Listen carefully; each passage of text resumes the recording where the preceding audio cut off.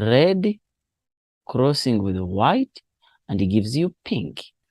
When you have red and you have white, we produce pink. So pink is neither red nor white, but is an intermediate between the two. So the type of dominance which is there, the moment you get an intermediate, neither of the parent color produced in the offspring, it means that that kind of dominance is called incomplete. It means that red is neither dominant over white and white is neither dominant over red. An example is different presidents of different countries. When they sit on one table, all of them, they will talk about issues affecting them equally. So it means that neither of the president of country A nor the president of country B is dominant over the other. Why? Both of them or all of them are presidents. So neither red nor white is dominant over the other. So when they combine, they produce an intermediate. So let's go to the questions and we see. They are saying that state the type of dominance shown by the Snapdragon plants. So we have seen that it is incomplete dominance. If it was complete, then we would have got either red or white in the offsprings, or both red. Some of the organisms are red and some of them are white. That is complete. If it was codominance, we would have got a mixture of red and white. But now we get an intermediate, therefore it is incomplete dominance.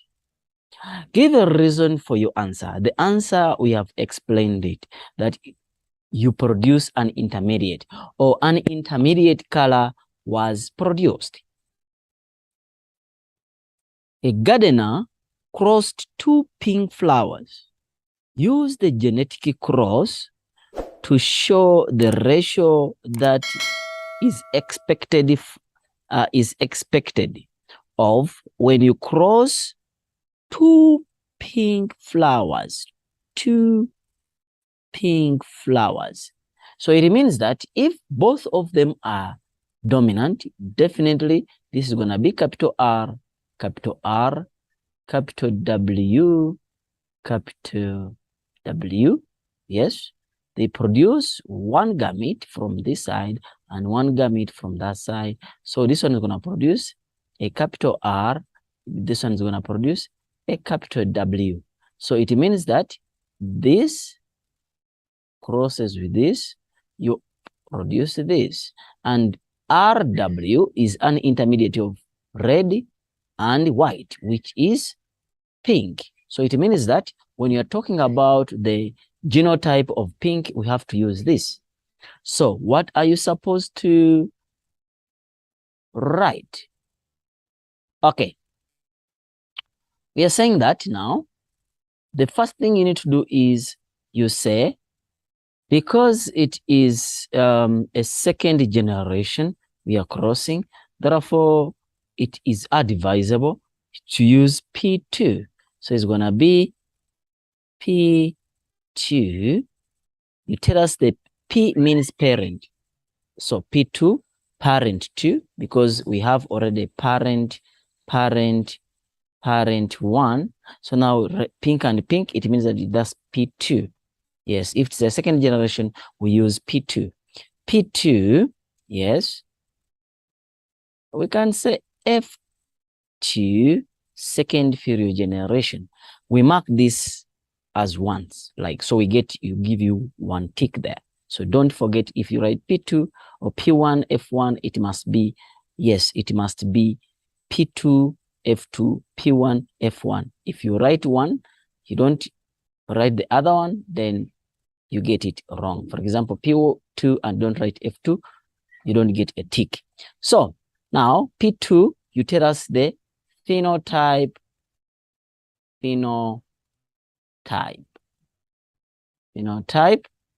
The phenotype is pink. We cross it with another pink flower. the X must be like this. It must not be like this. No, the X must be like this. Then you go to genotype. Genotype. What's the genotype? We have seen the genotype here. That is capital W, capital R, or capital R, capital W. Therefore, we're going to have to say here, it is capital R, capital W. Cross with capital R, capital W.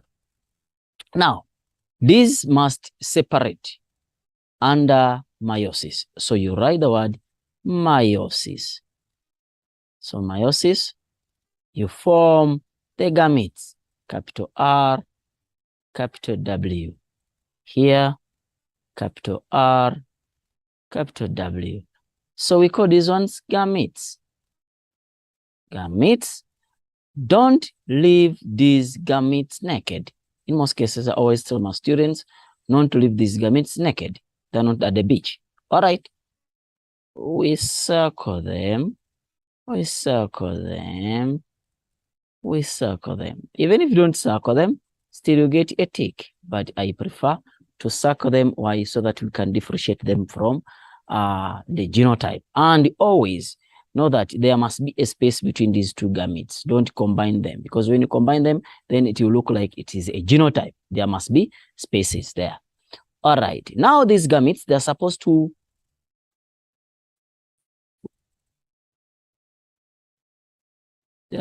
fertilize each other. Don't use the word fission. We won't give you a tick.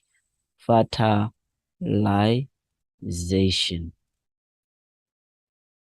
Fertilization. When fertilization occurs, you can use a Punnett square, or you can use crosses. Since it is a monohybrid cross, you can use crosses. For example, this goes with that.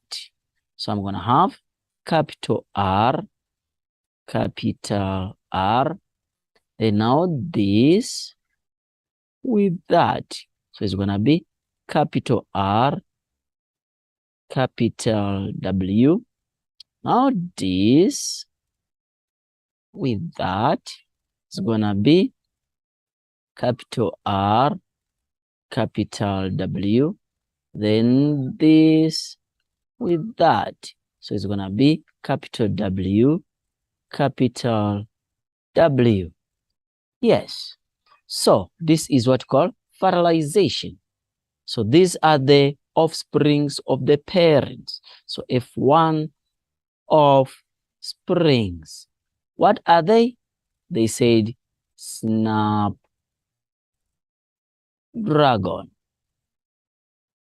It means that those are the offsprings or the snapdragons. But what was the question?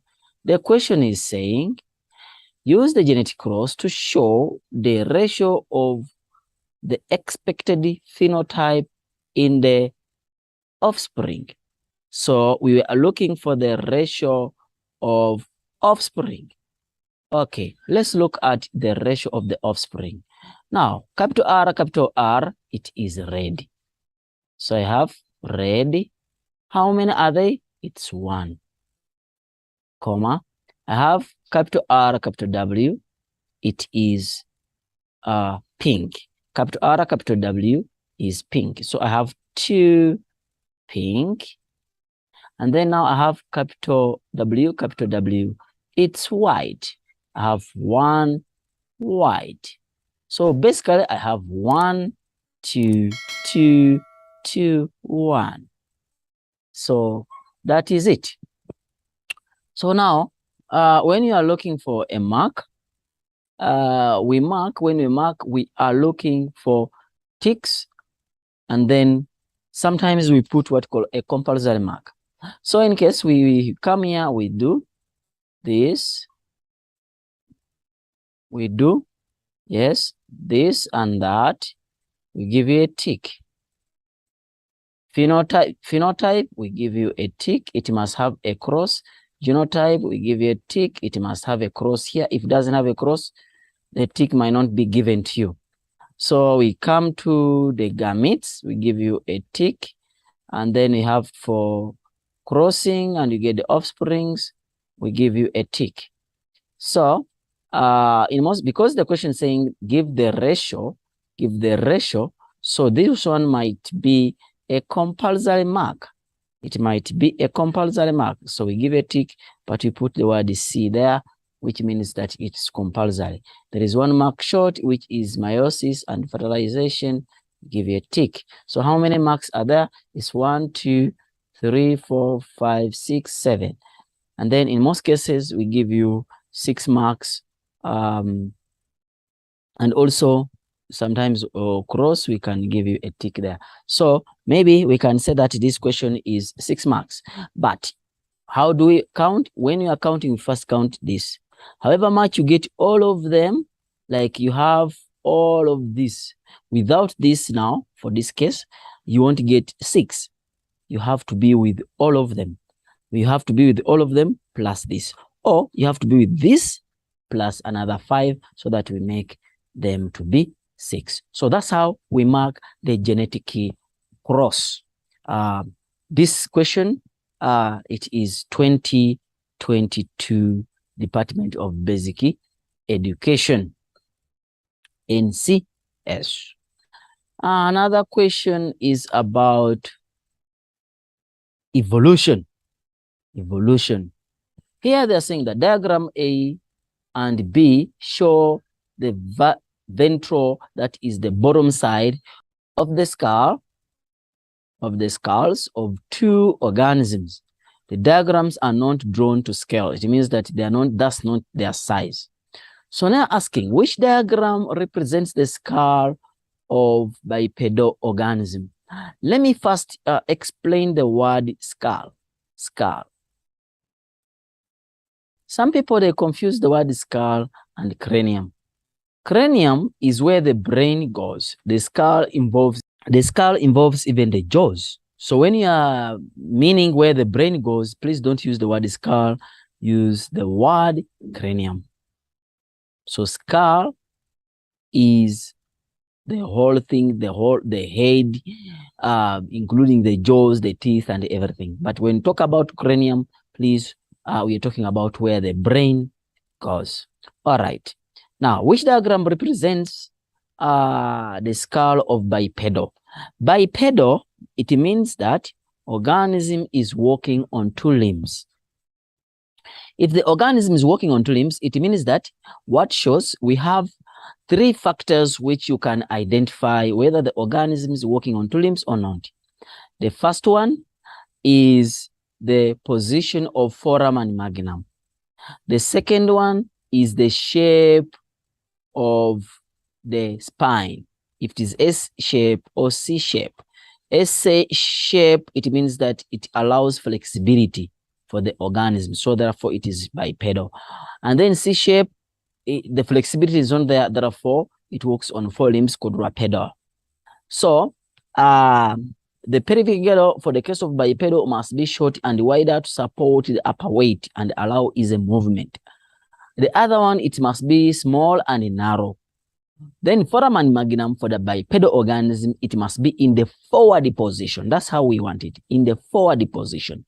While the foramen magnum, it must be in the backward position for the case of the organism which works on 4 limbs. Why is it supposed to be in forward position? Forward position so that the spine can connect to the skull vertically. And then now the skull is going to face straight in front. Hence, the organism is going to walk on 2 limbs. So if you look at this, it's a little bit in the forward position. Don't say in the center. Center of what? No.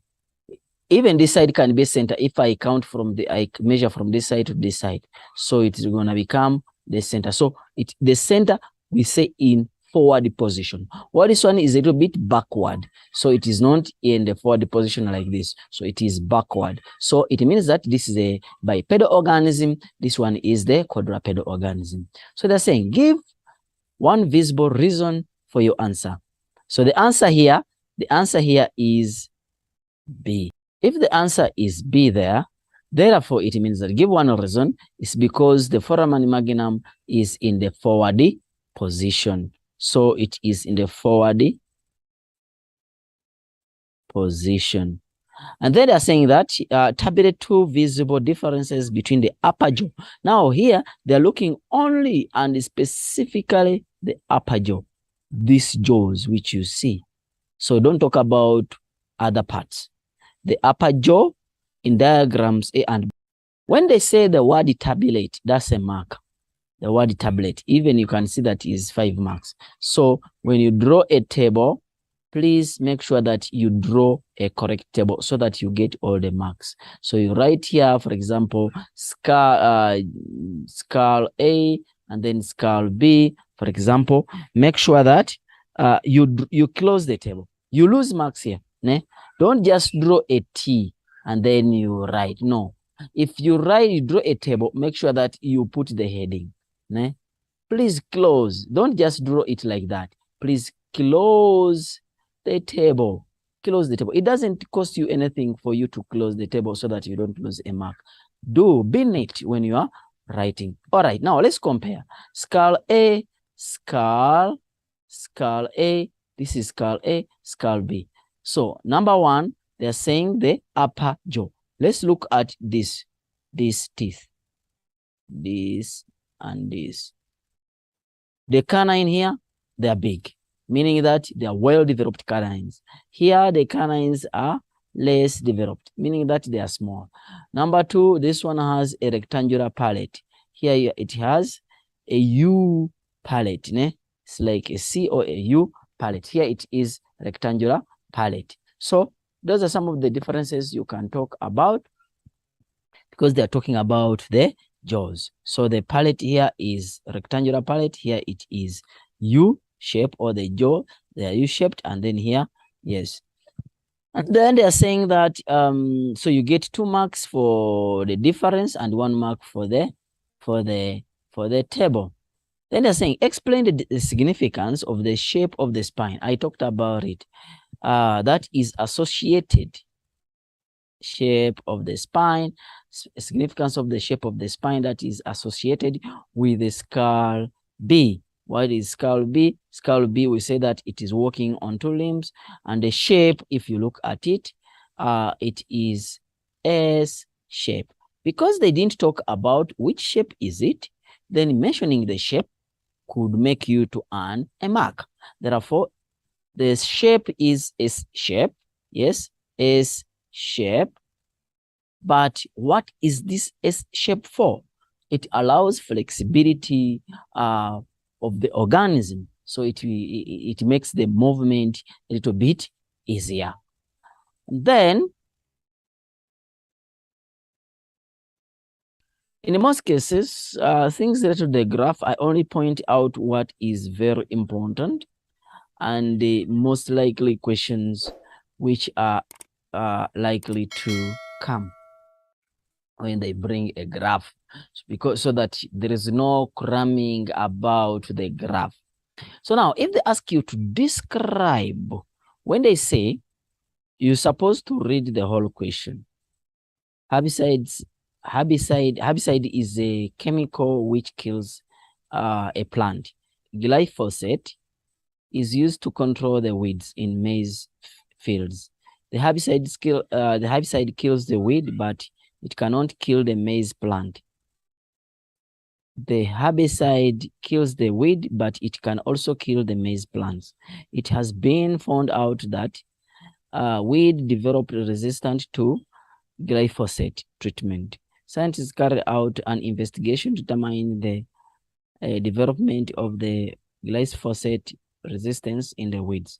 The weeds were treated with the same concentration of the glyphosate each year from 2009 to 2016, and the percentage of the glyphosate resistant weed in the field was recorded every year. Okay. Results as follows. You see that glyphosate resistance, as the year goes on, the resistance increases, but 2015 and 2016 the resistance became constant. So now I'm saying describe the change in the glyphosate resistance over a period of year. It means that here, whenever they ask you to describe, you tell us what is happening. Because if you draw this on the graph, not a bar graph, just a normal graph, you will see that it will be continuing, and then it forms something like this. So there is an increase from 2009, 2015. There is a steady increase, né? Yes, in the resistance of the weed over the herbicide, and then it remained constant between 2015 to 2016. So it remained constant. So when you say description, you tell us what you see. Don't give us the reason why there is that increase. That is description. When they ask you to explain, then you tell us why, you tell us that there is an increase, and then you give us a reason why that increase is there. So that is what we call explanation. But if they ask you to describe in science or in here, you just tell us the shape of the what of the graph, or the trend, how it moves. That's what they want. That's why you see that the marks, even they're not that a lot. Then they're saying that calculate the percentage increase in the glyphosate resistant weeds from 2010 to 2015. Show your working. Here, whenever they ask you to calculate the percentage increase, whenever they ask you to calculate for the percentage increase, this is what you are supposed to do. Percentage increase is equal to the final percentage increase is equal to the final figure, the final value minus the initial value over the initial value times 100. Yeah, that's it. So in this case, they say that from 2010 it is 20, and the 2010 is the initial value, and then to 2015 is 65. So I'm gonna say the percentage increase is gonna be equal to 65 minus 20, yes, divided by because the initial, it is 20, then times 100%. So the answer you get is gonna be the percentage increase. So that's how we calculate the percentage increase. So this is a rough thing how you can answer questions when you really sit in this paper, or any paper you're writing. You can really have no questions which are challenging. You are not going to see any new questions. All the questions you're gonna find in the paper are always the questions we ask you every day. Those are the questions you're gonna find in the paper. So there is no new questions, because we don't have any new science which has come in.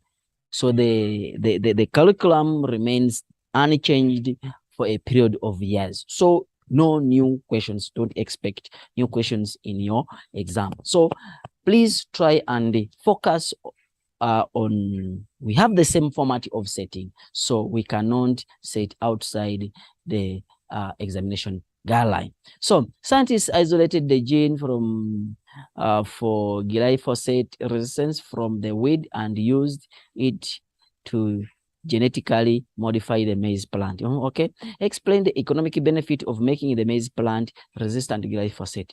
Because the glyphosate, now look, they are saying that herbicide is a herbicide which kills plant. Maize is also a plant, and then we use it to control weed in the maize plantation or the fields. So we have to make sure that this glyphosate cannot kill the maize. So the reason why they make this maize to be resistant to the glyphosate, so that when you apply the glyphosate cannot kill the maize what? The maize plant. So that is the idea behind it.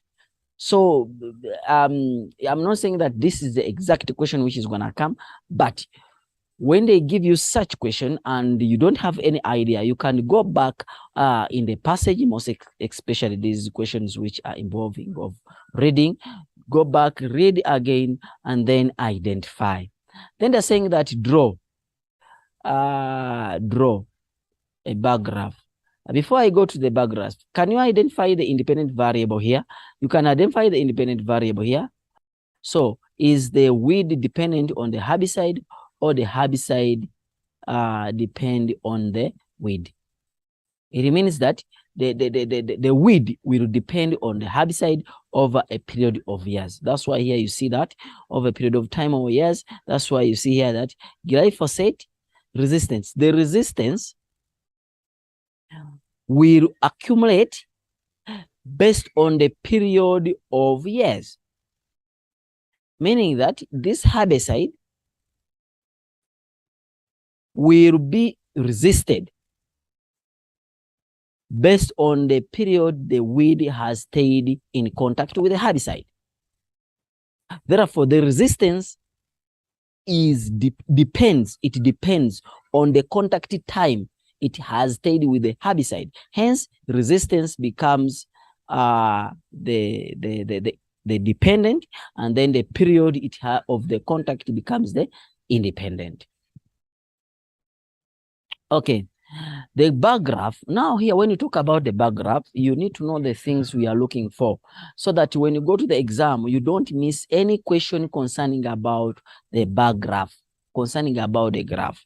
The first thing you need to know is the caption. Sometimes some teachers don't explain, they just mark, they put a T, they put a C, they put a S. They don't explain this to their students. But what does it mean? How do you answer this question so that you don't skip any mark? All right. So now they're saying that the bar graph should illustrate the results of investigation in the first 4 years. So, okay. Now, I'm not going to draw the actual graph, but I'm just going to talk about how you can draw this bar graph without stress. So years are always an independent variable, meaning that this is time. Time is always an independent variable. So independent is always on x-axis. Independent is always on the x-axis. And then the dependent one is always on the y-axis. I always tell my students that if you forget which one is on the x-axis, which one is on the y-axis, you just write here the word ID, your ID. Ne? Yes, ID, which means that you know the ID you are using. Independent, dependent. So this one is going to go on the x-axis. Then you here put ID, X, Y. So this one is going to go on x-axis. This one is going to go on the y-axis. So that's how you can remember the x-axis and the y-axis. So you just do this small box. I repeat. Ne? You say I, D, X, Y. So meaning that ID, independent variable on x-axis, dependent variable on y-axis. The first column on x-axis, the 2 or 3 or 1 goes to the y-axis. All right. Now, if you are drawing a bar graph, make sure that you draw a straight line. Don't mind about mine. Straight line. This is how we mark. You write a caption. Never forget about the caption. So we give you a tick for the caption. Then after that, you write the X, you write the Y here, you write the X-axis here. But when you're putting the value here, for example, in this case, they are saying yeah, and then the percentage, the glyphosate resistant weed percentage. So it means that the resistance is gonna be here. Yes, the resistance is gonna be here, and then units, it is in percentage. Then the time is gonna be here, which is year, and then the years, they don't put anything. So if you just say time in years or just year, then it's fine. It means that now they're gonna give you another tick for labeling the what? Labeling the scale. Ne? Not labeling the scale, labeling the axis. So if you label the axis X, they can give you a tick, or Y, they also can give you a tick, or they can combine the two. Now, You go to, after that, you go to the intervals. Please don't start with a 0 here, yet you want to start. If you come back here on the, you'll see that is 10, 20, 32. Okay, this one, it's fine. You can start with a 0. But if it is starting from maybe 100, and then you go to 120, you'll find out that some people, they start here 0, 100, 120, 140, 160. So the difference between 0 and 100 is not the same as from 100 to 110. So if you